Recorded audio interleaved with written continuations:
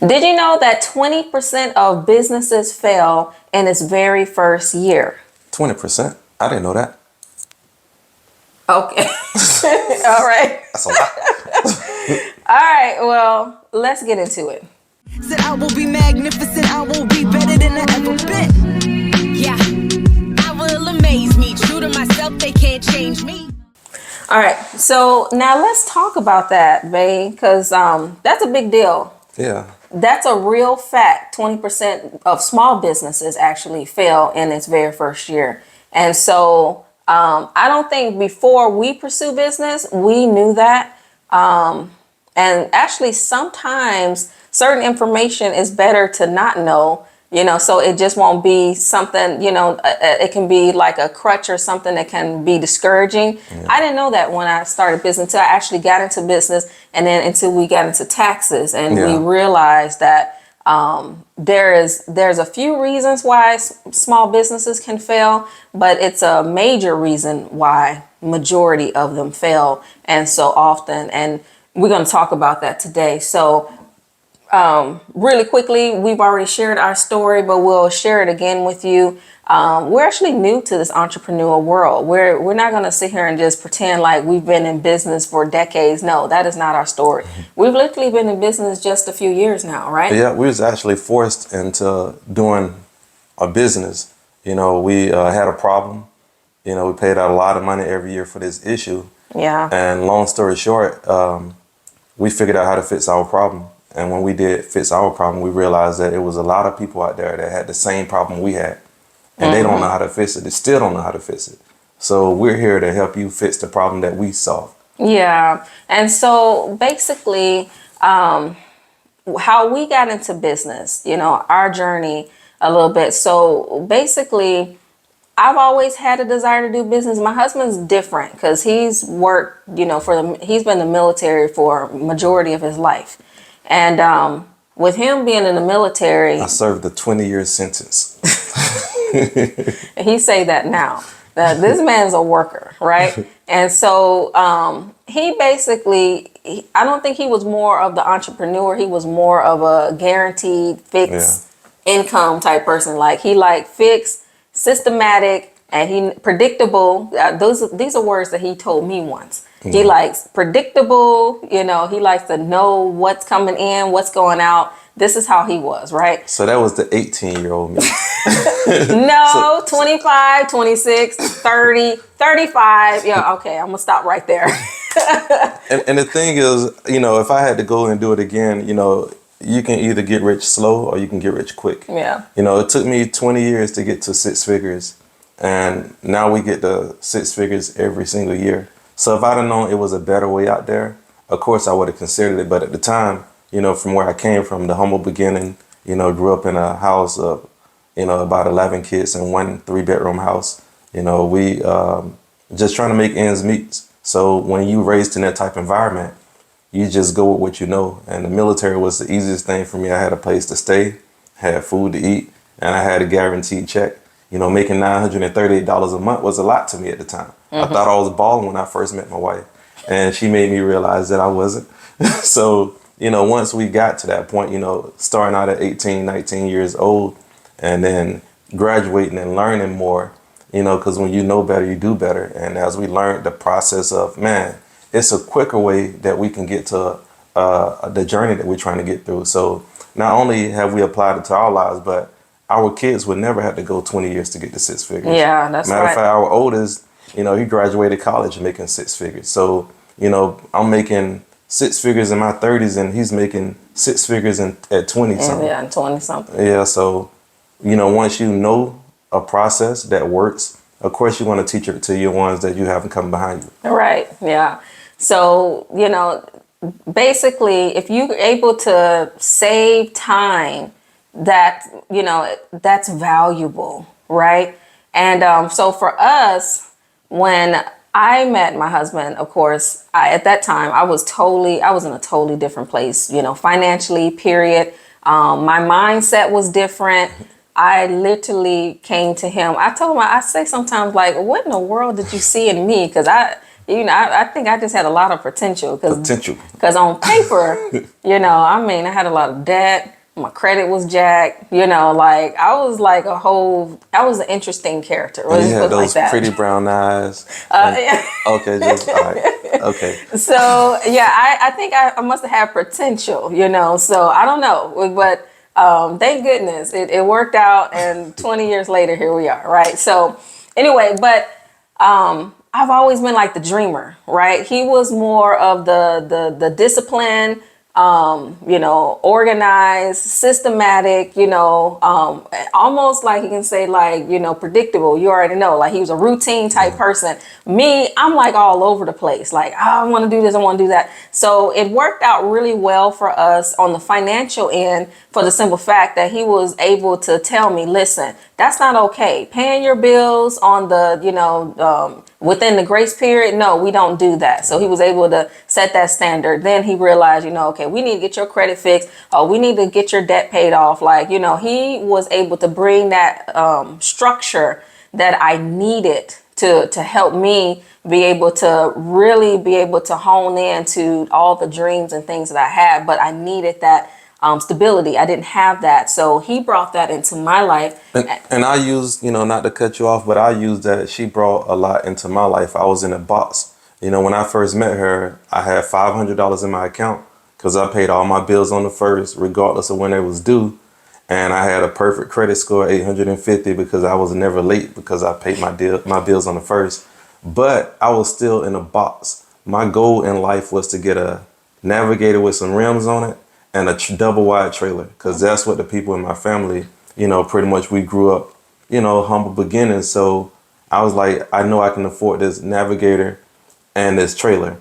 And at the time, she's like, 19. She was like, at 19, she had a duplex that she owned. So my double wide trailer didn't fit into her dream. So she was like, no, I'm not going backwards. Once you get to a certain point in life, you don't want to go backwards. So she was already past that point. So she allowed me not to, stay there. So I had to get out of my box. And, now we like 3 houses later, man, yeah, she's stretching a lot. It's different. So, but it's different.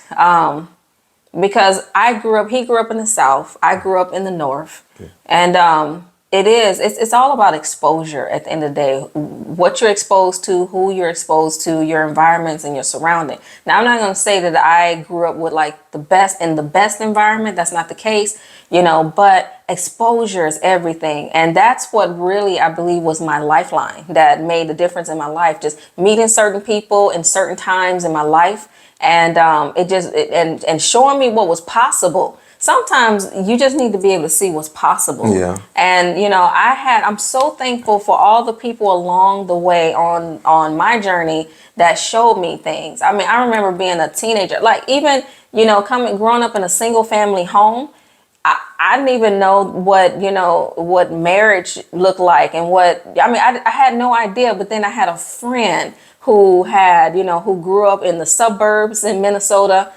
Or the suburbs of Minnesota. She grew up in the suburbs, lived in a beautiful big house. She had a mom and a dad, and they both was working class. And this is something that I never really seen.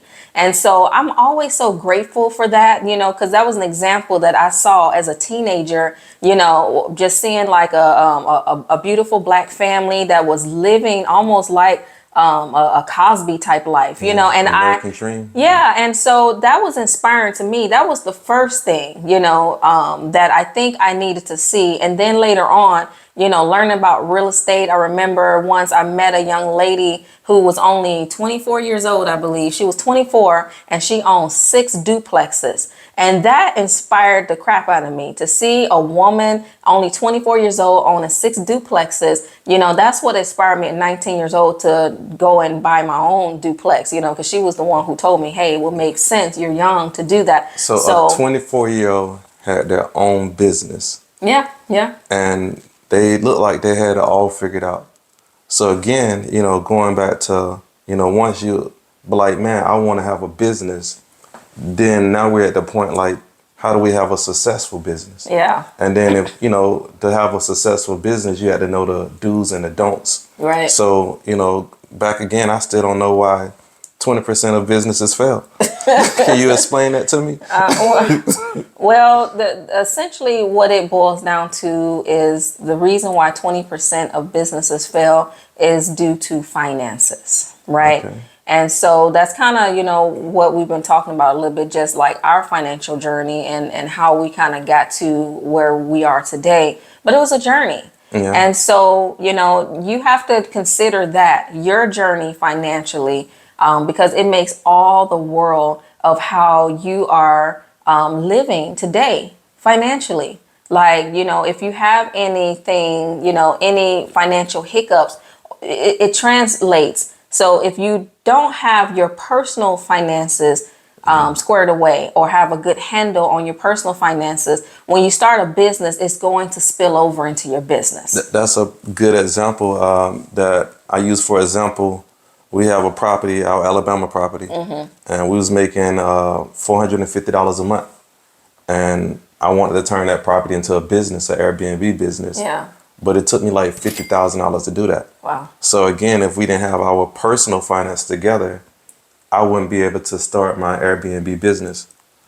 And so we had to invest into our business first. But if we didn't have that personal finance together, we wouldn't have the money to start the business. And then with that being said, once we started the business, that $450, rental that we had for over 15 years is now making over $3,000 a month.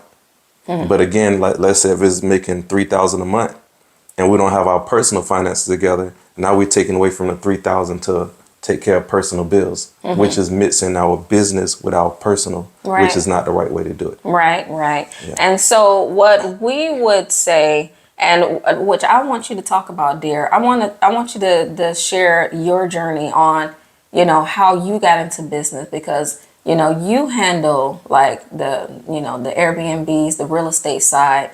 I'm more on, managing the operations of the tax business. But share your journey in regards to, get into business, like investing in yourself. Like, tell us about that process. Well, I use, coming out of the military, you're getting told what to do, what to wear. We all got that green uniform on. So we ain't got to pick out what shirt to wear, what socks to wear, what shoes to wear. It's already picked out for us. So for 20 years, I grew up into that.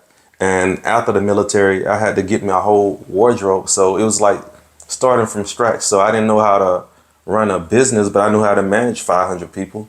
I knew how the structure of what, a business should look like. So whenever I started my business, first I wanted to be successful. So we just took pretty much a lot of the structure we learned, the foundation from the military, and then the professionalism, that goes a long way. Customer service, goes a long way.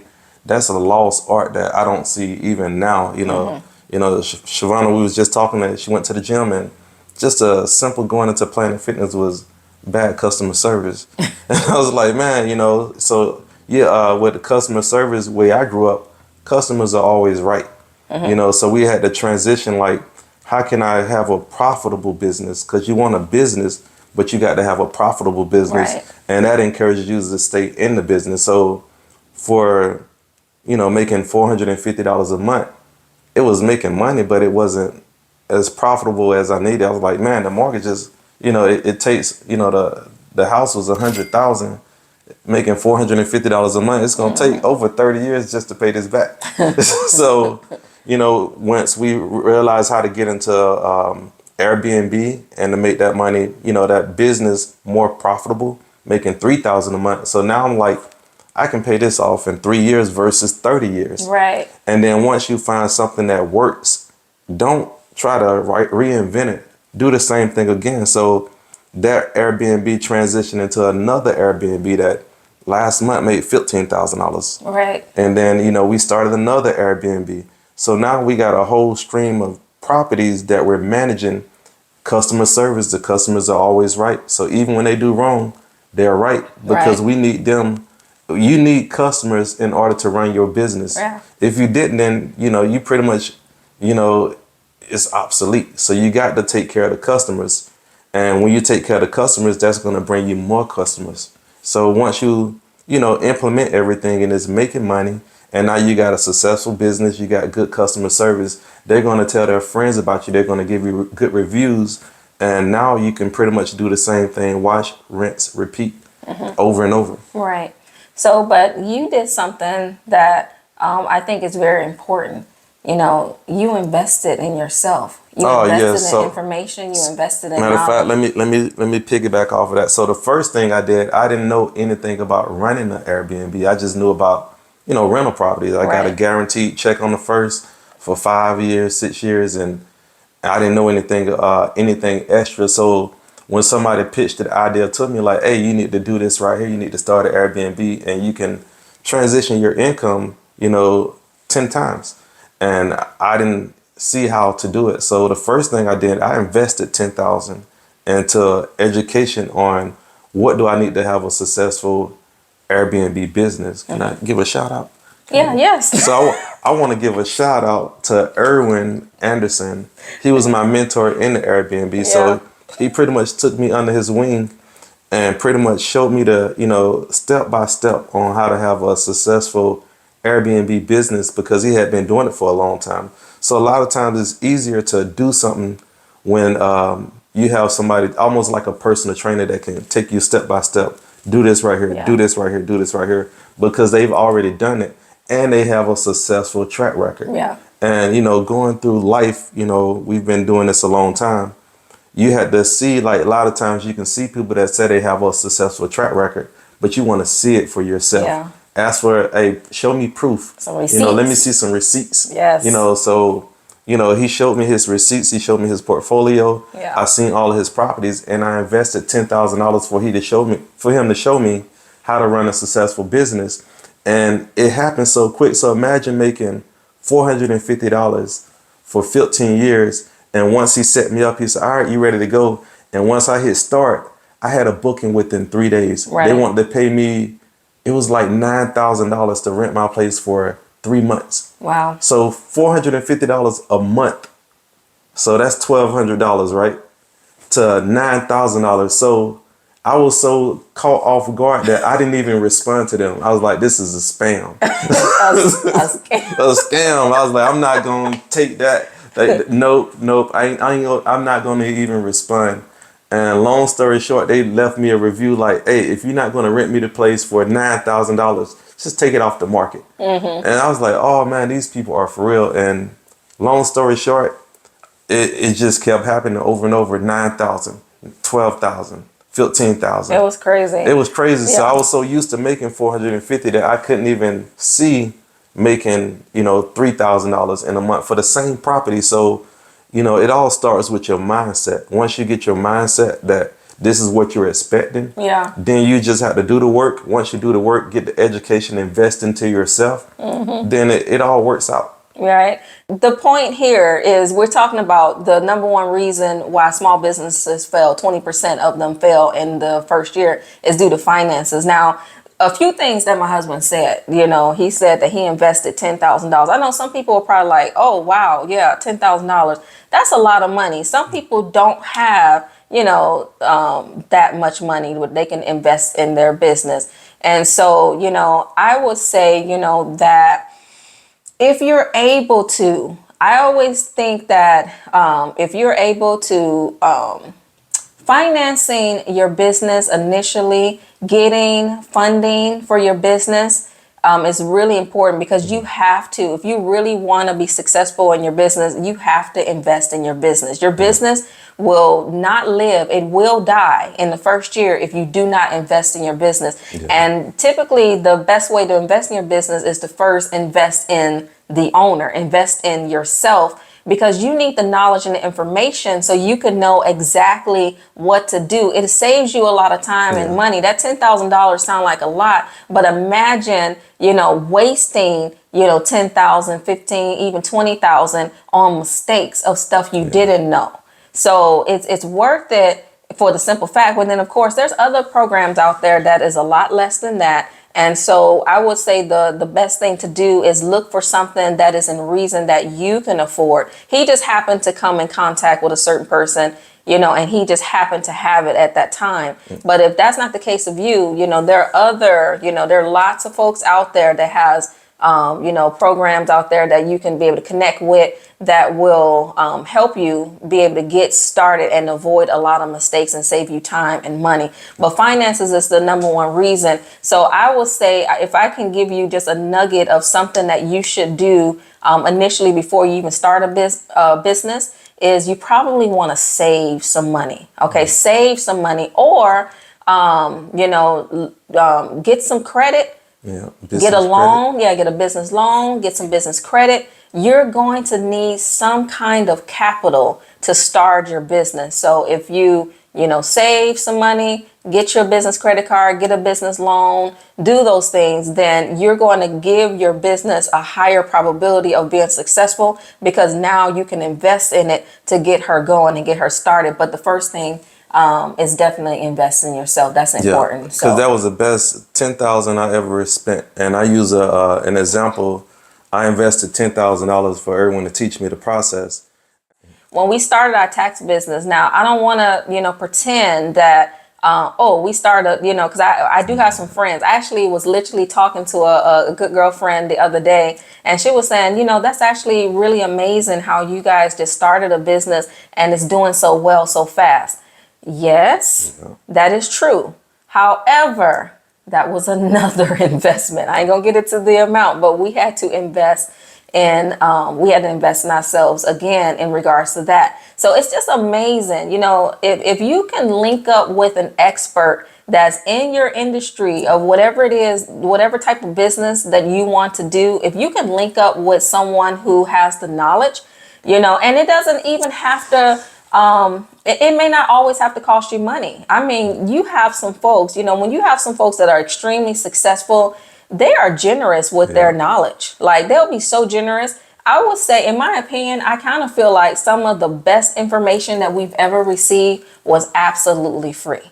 I mean, not saying, the stuff that we invest in, because we believe in investing in ourselves. We believe in investing in education and knowledge. We believe in that. But we've gotten some invaluable information for free. So, I will say, if the next thing you can do is, if you can't afford to invest in a program or some type of high paid program, then I would say the next best thing is to maybe talk to someone, follow someone that is in, that space that you want to get into, and see if you can pick their brain. If they're in your area, see if you can be able to schedule to take them to lunch, go by, bring them some donuts or something. Show yourself friendly and see if you can just have a conversation. And then if you do get the opportunity to get in their presence and have that conversation, come prepared, like with your questions, know exactly what you want to know, so you don't waste that time or waste their time. You just let them know that, hey, I'm a new entrepreneur, and I absolutely love what you're doing. Well, I feel like what you're doing is amazing. And I just really want to know if I can get some of your time and ask you some questions. And if they give you that time, you better make sure you ask your questions and find out what you need to know, just to get it going, And one question that I feel that is a smart question to always ask is if you can do things differently. Because you always want to know the mistakes. Yeah. You learn a lot from other people's mistakes. I've learned a lot from other people's mistakes. Always find out what are the mistakes, and if they could have did something differently, what would it be? So you can find out what is that shortcut adjustment that you can be able to implement right away. I mean, and that will make a world of a difference, in my opinion. Yep. Yeah. So finances is the number one reason. And, we just talked about some different options on, what they can do to be able to do that. And because that's the lifeline, period. Yeah, you got to have your, get your business credit, meaning having your business account.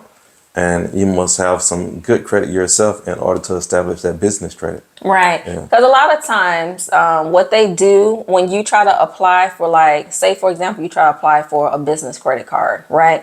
What they do is, because your business is a new business or a young business, what they do is they'll go off of your personal credit initially, because they just need something to go off of, because your they have nothing. Your business don't have no credit or no history. So they'll go off of your personal credit initially. So that's why having, pretty good credit is important, because, it can make a difference. Like, literally, I just encourage my sister. So my sister is now, she has a couple of Airbnb. She's like following in our footsteps is what she told me. But she has a couple of Airbnbs but she's been funding stuff out of her pocket. And I told her, I said, look, you should look into getting a business credit card. And sure enough, she applied and she got approved right on the spot for like $10,000, that number, right? She got approved for $10,000 and she was like, wow, that was amazing. Because now she can start using that business credit to start funding things, for her Airbnb projects and stuff, opposed to using all her personal capital. Yeah, you got to pay it back and all of that. But you can work that out through your business. If you can get your business to a place of profitability as soon as possible, then your profits from your business can take care of the business debt. And then another advantage of having business credit versus personal credit, if I have started Airbnb, since we're on that subject, and I spend $30,000 of my personal money or put it on my personal credit, it's going to affect my credit score. Versus having a business credit and I spend that same $30,000 and max out the credit card on my business credit, it won't affect my personal credit at all. So that's the advantage of having a business credit versus a personal credit. Right. Yep. It's totally separate. That's the cool thing. And then, we'll have these conversations later. But as your business grow and start elevating, if you start changing your entities, maybe you start off as a sole proprietor, or maybe you start off with an LLC. It depends on kind of business you have. If it's a home-based business, if it's something that's going to grow into like a corporation or however, it depends. So, but that matters. As your business grow, as you change however you want to do it, it's going to make a difference in regards to the level of credit you need, the level of capital you need, all of that matters. Yes, and then whenever you have that business credit, they're going to make sure you have everything set up the right way before they allow you to have credit. Like I see people that have a business, a LLC, probably doing construction or doing hair, and then all of a sudden they want to do Turo, and they be like, can I use this business LLC for my hair to put it on my Turo? But like, no, that's for something totally different. So they're going to make sure you have a Turo LLC in order to establish your business the right way before they give you money. Right. Yeah, you're going to have to, when you go, say, for example, so in my opinion, the easiest way to get business credit is apply for a business credit card. That's easier than getting and I'm not gonna say I'm not gonna say it's like super hard to get a bank loan. It's not if you have all your stuff together, but it's much easier to get a business credit card then, because the bank is going to require. So you apply, you can literally just go online and apply for a business credit card, right? Literally just type in business, go on a search business credit cards, 0% business credit cards, whatever, right? You can do that. And then what you can do, but opposed to going to a bank, if you go to a bank is you want your EIN letter, want your articles letter, want your the bank account, not your pay stub, but your tax returns. You know what I'm saying? Like they're gonna require a whole lot more information to approve that loan. But you can just go online and apply for a business credit card. And then I, in my opinion, I say always search for the 0%. I've heard different things, but me personally, if you can get a 0% business credit card, that's 0% for like 18 months or 24 months, that's golden, because now what you have done is now you're giving your business time to build up and make profits, to pay that back with no interest. And so if you could do that, that would be actually, I think, good that's the best way to do it. I see some people that get that $30,000 credit card, 0%, 18 months, and they go put it on something else versus their business. That's the wrong way to do it. Right. Invest that money in your business, because the thing is if you don't want to be in the percentile of failing business, you want to invest in your business, but invest in things that's going to help grow your business. So, some smart things to be able to invest in your business, opposed to just investing in supplies and things like that. Of course, you need those things, but that wouldn't, in my opinion, wouldn't be the greatest expense that you should be investing in. I think the first and most important investment you should be making from your capital for your business will be in marketing. So marketing your business should be at the top, because first of all, how do you get customers if people don't know about you? They don't know you there. They don't know you exist. They need to know that. They need to know that you're there. And so you need to either, get with some people that knows how to market. If you're not good at marketing, help you put together a good marketing plan, get your marketing team or whatever it is. Or if you are okay with marketing, then you need to invest in the materials you need to do, whether if you're marketing online, if you need to invest in ads, or if if your business is one that is in the community and you want, your whole city know about you, then you might need to invest in some flyers, some brochures, things like that. And you need to hire a team to be out there to pass it out or whatever. Depends on what type of business. If you have a daycare or a hair business, typically those might be the street marketing might be more important to you, letting people know that you're here. And then if you're like a business that's virtual, you have like programs, courses, or like us, we're a virtual tax business, online marketing is essential for us. We can do neighborhood. We both marketing is essential to us because we looking for you wherever, right? Either way, people got to know that you have a business. You can't be a secret agent business. That's right. I'm not going to tell this person that I do that. It's like a good restaurant. If people know about you and you're good, they're going to continue to come back and they're going to tell other people about you. That's right. Yeah. Word of mouth, marketing, one, and then customer service is going to be two, because if you have great customer service, you'll be able to retain that customer, and that customer will keep coming back to you, every month or every year, depends on what type of service you offer. And they're going to tell somebody else about you. And they're going to tell somebody else about you. So once you get that customer, you should be giving your all to ensure that customer is satisfied. Because once they're satisfied, they're going out, their hair is nice, and you taking good care of them, you charge them a good price, then they're going to be like, man, this person took care of me, and people going to be like, oh man, who did your hair? How much they charge? So they're advertising your business for you. Right. Yep. They sure will. So that all goes together, investing in your business, saving the capital or getting business finances, doing those things, investing in marketing, retaining the customers by providing great customer service. And, and then so you can get those word of mouth, they'll get those referrals. And that's how initially you get that ball rolling. You, as the owner of your business, you probably are the one that, you're more hungry and you're going to show for that appreciation when people do business with you. But then when you get a point to hiring people, because I think a lot of times, I don't think it'd be like the owners. It'd be like the folks that they hired. Yeah, you ever go to a restaurant and the person at the register act like you're bothering them? Yeah, I remember. So listen, we went to I don't know, it was Busch Gardens. We went to Busch Gardens. Oh yeah. And it was hot, right? And so I went over to one of the little shops at Busch Gardens. I want to get one of those little water mist things to spray on me because I'm hot. And I go and I'm standing at the register. So the employee is there, but the employee is talking to someone else. The employee is underneath the counter. I'm standing right there, like literally in front of them. And I swear I stood there for probably 5 minutes. Now I know some people was like, I would have been left, but I was just that hot. So I waited. But I stood there for about 5 minutes before he even acknowledged that I was there.